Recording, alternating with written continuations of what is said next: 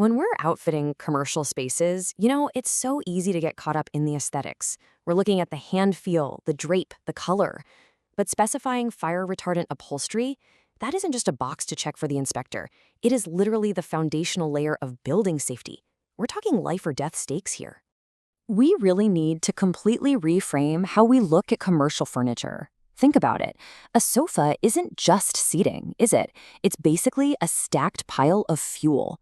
And the real killer in these fires, it actually isn't just the rapid flame propagation. It's the toxic smoke, specifically things like carbon monoxide and hydrogen cyanide. That's why we absolutely have to stop that smoldering chain reaction before it even really begins. So, how do we do that? Well, good flame-retardant fabrics break that chain reaction right at the molecular level, and they do it in 3 key ways. First up, water vapor cooling drops the surface temperature. Next, a char barrier forms, basically creating this physical, insulating crust that completely blocks out oxygen. And finally, fuel dilution.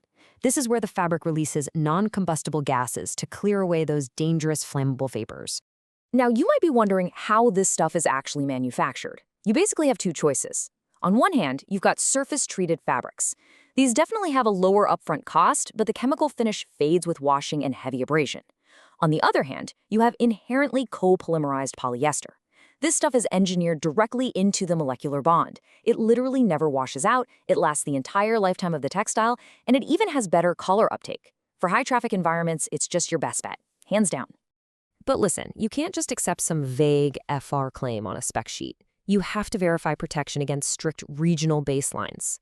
For example, if you're doing curtains or drapes in the US, you need NFPA 701. US furniture? That needs Co.LTD 117. And if you're working with UK or EU furniture, you're looking for BS 5852. The rule of thumb here is to always match your certificates directly to the exact end use and the region you're working in. Because ultimately, you aren't just buying a marketing label. You're buying minutes. You are literally buying time for occupants to safely escape a building before a spark turns into an absolute tragedy. So, ask yourself this. If an inspector walked onto your site right now, today, could you produce